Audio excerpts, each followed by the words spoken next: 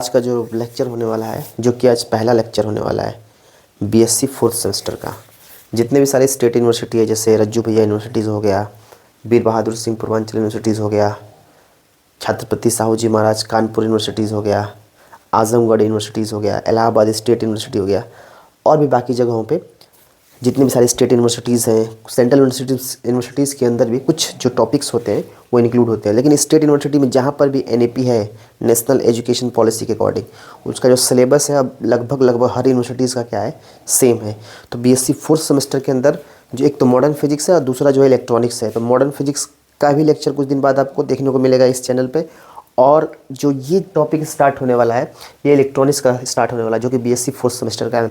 तो BSc fourth semester के अंदर में जो आपका पहला चैप्टर है या पहले यूनिट की बात कर ले, वो होता है फैथफुल एम्प्लीफिकेशन।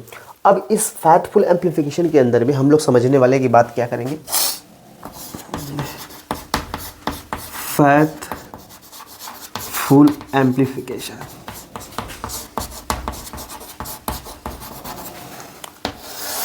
वैसे तो टॉपिक ट्रांजिस्टर से रिलेटेड है, ट्रांजिस्टर से ही देखो। अब होता क्या है, दो तरह का एक चीज़ होता है। एक होता है आपके पास ट्रांजिस्टर, और ट्रांजिस्टर क्या होता है, ट्रांजिस्टर जो होता है वो करंट कंट्रोलिंग डिवाइस होता है।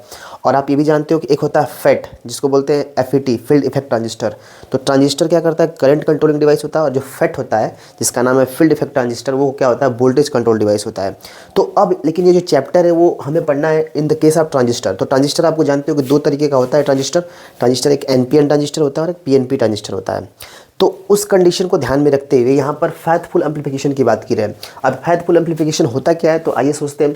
तो बोला कि when an amplifier increase the strength of a weak signal without any change its shape, then the amplification is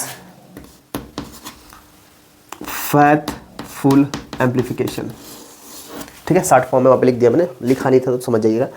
when an amplifier, जैसे ये मान लीजिए एम्पलीफायर है और इस एम्पलीफायर में आपने सिग्नल दिया, ये वाला सिग्नल, तो ये सिग्नल क्या करेगा, इसके बिना शेप में चेंज किए, बिना शेप में इसके चेंज किए क्या कर दे रहा है, ये इसको एम्पलीफाई कर दे रहा है। तो ये कहलाता है फैथफुल। लेकिन अगर इसके शेप में थोड़ा बहुत भी अगर चेंज आ गया तो ये कहलाएगा आपका क्या, अनफैथफुल एम्पलीफिकेशन। तो लेकिन एक कंडीशन और है। अब यहाँ पर देखो, तो ये जो इसको क्या बोलते हैं हम लोग, एम्पलीट्यूड बोलते हैं। तो इसका एम्पलीट्यूड चेंज हो सकता है, लेकिन इसका जो शेप है ना, डिज़ाइन है ना, वो चेंज नहीं होना चाहिए। दूसरा पॉइंट देख लो, इसमें लिखा है मैंने, amplification of a small signal without changing its shape is called faithful amplifications such that signal change in amplitude but not in shape। मतलब कह रहा है कि वो चीज़ जो इसके बिना शेप किए, मतलब अगर हम कोई सिग्नल अप्लाइड करते हैं इस एम्पलीफायर के अंदर में, तो वो उसके बिना शेप में चेंज किए उसको एम्पलीफाई कर देगा, तो वो कहलाता है फैथफुल एम्पलीफिकेशन। और एक बात और इसमें अंदर है कि इसका जो एम्पलीट्यूड है ना, वो जो है वो चेंज हो सकता है, लेकिन इसका शेप चेंज नहीं हो सकता है। तो अगर ऐसा देखने को मिल रहा है कि एम्पलीट्यूड में चेंज देखने को मिल रहा है बट उसके शेप में चेंज देखने को नहीं मिल रहा है, तो वो कहलाता है फैथफुल एम्प्लीफिकेशन। लेकिन अगर उसके शेप में चेंज देखने को मिल जाए भाई साहब, तो वो क्या हो जाएगा, अनफैथफुल एम्प्लीफिकेशन। तो अब इस फैथफुल एम्प्लीफिकेशन के अंदर कुछ कंडीशन है जो कि हम जानेंगे। तो फैथफुल एम्प्लीफिकेशन के अंदर में एक प्रैक्टिकल होता है जिसका नाम होता है आरसी कपल्ड एम्पलीफायर, जो कि आगे चल के आपको लेक्चर में आरसी कपल्ड एम्पलीफायर देखने वाला है। स्टार्टिंग में ही नॉर्मली स्टार्ट कर दिया जाता है। अच्छी सी यूनिवर्सिटीज़ में क्या होता है, जैसे इलाहाबाद स्टेट यूनिवर्सिटीज़ के अंदर या बनारस हिंदू यूनिवर्सिटी के अंदर, ये जो चैप्टर जो हम लोग का जो बीएससी फर्स्ट सेमेस्टर के अंदर ये सब सारी चीज़ें पढ़ाई जाती थी, जो आरसी कपल्ड एम्पलीफायर जो प्रैक्टिकल हुआ करता था। फिर भी आइए थोड़ा ब्रीफली देख लेते हैं। अब आरसी कपल्ड एम्पलीफायर के अंदर में क्या हुआ है, यहाँ पर आप देखोगे तो आपके अंदर एक ट्रांजिस्टर लगा हुआ है, और ट्रांजिस्टर में ऐसे इधर की तरफ एरो है, इसका मतलब ये एनपीएन ट्रांजिस्टर है। और यहाँ पर ये बेस है, ये कलेक्टर है और ये एमीटर है। यहाँ पर भी एक बैटरी है। अभी बैटरी किसके बीच में है, वोल्टेज बेस के और एमीटर के बीच में, और ये किसके बीच में, एमीटर और कलेक्टर के बीच में है।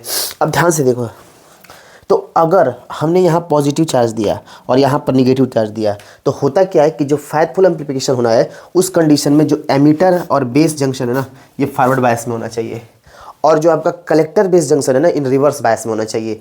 तो कलेक्टर बेस जंक्शन कैसा होना चाहिए, रिवर्स बायस में होना चाहिए। मतलब अगर ट्रांजिस्टर केस में बनाओ तो देखो कैसे होता है, बीएससी में ये सब पढ़े हो। जैसे मान लो कि मैंने यहाँ पे एमीटर कर दिया, यहाँ पे बेस कर दिया, यहाँ पे कलेक्टर कर दिया। तो पहला कह रहा है कि एमीटर बेस जंक्शन जो है ना फॉरवर्ड बायस में होना चाहिए। तो एमीटर बेस को फॉरवर्ड में कर दो, ये पॉजिटिव से जोड़ दो इसको, तो ये फॉरवर्ड में हो गया। बेस और कलेक्टर को क्या बोला है, रिवर्स बायस में होना चाहिए। तो बेस कलेक्टर को रिवर्स बायस में कर दो,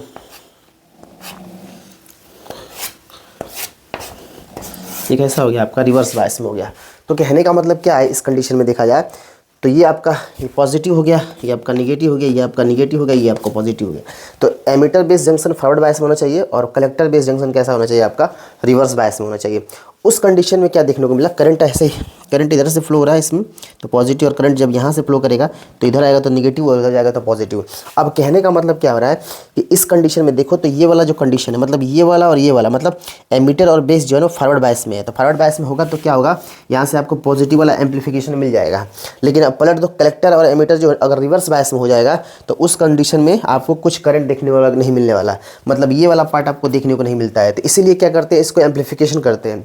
अब इसी एम्पलीफिकेशन को करने के लिए कुछ कंडीशंस होते हैं, जो कि इसमें तो सिर्फ आपको पहले एक ही कंडीशन दिख रहा है, minimum zero signal collector current, लेकिन अभी 3 पार्ट इसके हैं जो कि आपको नेक्स्ट वीडियो में मिलने वाले हैं। तो पहला कंडीशन क्या कहता है कि आपको अगर फैक्टफुल एम्पलीफिकेशन चाहिए, तो फैक्टफुल एम्पलीफिकेशन जानने से पहले आपने देखा कि अगर हम आरसी कपल्ड एम्पलीफायर लेते हैं तो उस केस में बेस और एमीटर कैसा होना चाहिए, फॉरवर्ड बायस में होना चाहिए। तो जब ये फॉरवर्ड में होगा, ये पॉजिटिव होगा, निगेटिव होगा, तो आपको पॉजिटिव हाफ साइकिल मिल जाएगा। लेकिन ये कलेक्टर और जब आपका एमीटर जो होगा, सॉरी, जब कलेक्टर आपका जो बेस होगा वो अगर रिवर्स बायस में हो जाएगा तो उस कंडीशन में क्या होगा, वहाँ पे सिग्नल देखने को नहीं मिलेगा। तो सिग्नल देखने को नहीं मिला तो, लेकिन हमें चाहिए फैक्टफुल एम्पलीफिकेशन, क्योंकि हमें पूरा शेप चाहिए और पूरा शेप यहाँ पे मिल नहीं रहा है। तो इसके लिए क्या करते हैं, कुछ कंडीशन है जो कि 3 कंडीशन है। तो पहला कंडीशन तो इस वीडियो में मिल जाएगा और उसके बाद वाला जो दूसरे वीडियोज़ में आपको देखने को मिलेगा। तो पहला कंडीशन है कि minimum zero signal collector current होना चाहिए। अब minimum zero signal collector current का मतलब क्या होता है, कलेक्टर करंट अगर आईसी लिखोगे तो मतलब कलेक्टर करंट आईसी हो गया, अगर आई लिखोगे तो एमीटर का करंट हो गया, अगर आप आई भी लिखोगे तो इसका मतलब ये बेस का करंट हो जाएगा। तो कह रहा है कि when no signal is applied at the input, अगर हम इस सिग्नल पे कोई करंट अप्लाई ना कर दें, यहाँ पे कह रहा है कि when no signal is applied at the input then current flowing the collector is known as zero signal collector current. मतलब अगर हम इस इनपुट पे कोई भी सिग्नल करंट अगर हम अप्लाइड नहीं करते हैं तो जो ये कलेक्टर जो हमारा है इसके थ्रू अगर जो करंट फ्लो करेगा वो करंट फ्लो कहलाता है हमारा क्या कहलाता है, known as a zero signal collector current. ठीक है, तो अब क्या होने वाला है, फिर बोला current for faithful amplification zero signal collector current must be equal to or greater than the maximum collector current due to the signal alone. मतलब कहने का मतलब है क्या कि अगर जब हम इस इनपुट पे कोई भी सिग्नल अप्लाइड नहीं करते हैं, तो जब सिग्नल अप्लाइड नहीं करोगे तो आपको देखने को मिलेगा कि जो कलेक्टर करंट है ना वहाँ पे आपको जीरो सिग्नल कलेक्टर करंट देखने को मिलेगा। लेकिन यही कंडीशन है क्योंकि हमें इसी वजह से हो रहा है, क्योंकि ये वाला जो पार्ट है ना ये जीरो शो कर रहा है, इसे ये वाला पार्ट हमें मिल नहीं रहा है, तो जिसकी वजह से फैक्टफुल एम्पलीफिकेशन हो नहीं पा रहा है। तो उस कंडीशन में क्या हो रहा है कि जब हम यहाँ पर इनपुट अप्लाइड नहीं कर रहे हैं तो यहाँ पर जो हमारा कलेक्टर करंट है वो कलेक्टर करंट कैसा हो रहा है, मतलब जीरो हो जा रहा है। लेकिन कह रहा है कि अगर हमें फैक्टफुल एम्पलीफिकेशन चाहिए उस कंडीशन में zero signal collector current must be equal होना चाहिए, या तो इक्वल हो जो आप इनपुट के अंदर हो, या उससे क्या हो greater than the maximum collector current due to signal alone. और बोला for this condition not satisfied then the collector current will fall almost zero. अगर ये कंडीशन सेटिस्फाइड नहीं करती है तो उस कंडीशन में जो कलेक्टर करंट हो जाएगा वो जीरो हो जाएगा।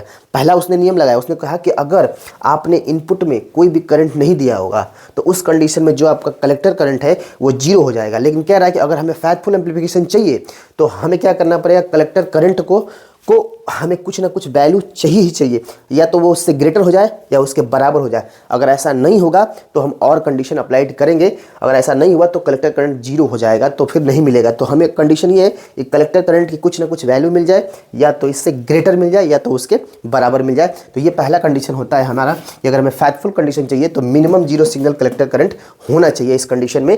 तब कंडीशन में, क्योंकि मिनिमम जीरो का मतलब कुछ ना कुछ होना ही चाहिए, तब इस कंडीशन को क्या करेगा, फैक्टफुल एम्पलीफिकेशन हमारा होने वाला है। ठीक है, तो जो नेक्स्ट पार्ट का वीडियोस है वो हम लोग सेकंड पार्ट में देखेंगे, तो आप इसका स्क्रीनशॉट ले लीजिए। और